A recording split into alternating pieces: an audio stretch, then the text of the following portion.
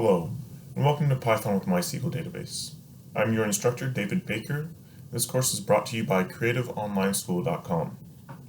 Before we get started with the actual instructions, I'd like to introduce myself. Again, my name is David Baker. I have 8 years of Python programming as well as in other languages.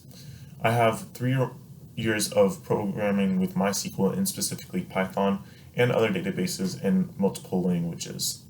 If you are interested in any other courses or interested in more about Python, I would highly recommend Creative Online School as a resource and to use their tutorials.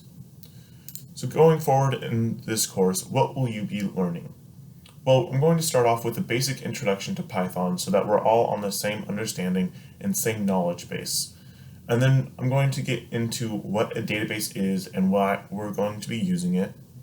Then we're going to start looking at the actual coding and how to connect a MySQL database to a server and how to create this database, and also how to create tables and store information inside of these tables.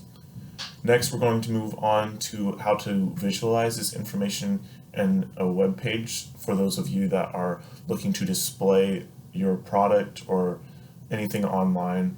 And then finally, we're going to look at how to optimize our database creation with classes. If you don't know what a class is right now, no worries, I'll explain that in a future video. So let's get started with a basic Python introduction. The first thing that you will need to know are variables and what they are. So what a variable is basically just a representation of something else. This can be thought of as in math when you have x or y equal to anything. So let's just go ahead and go into a Python terminal so I can give an example.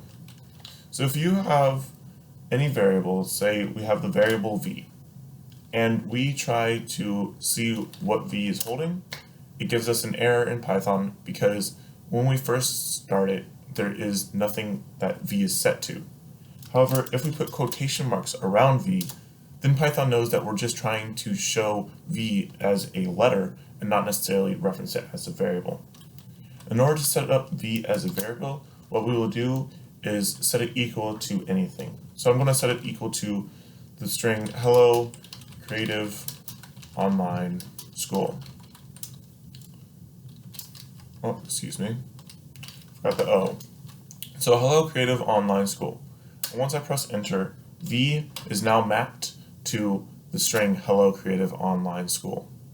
So variables are also used in comparisons, which we will look at in the next video.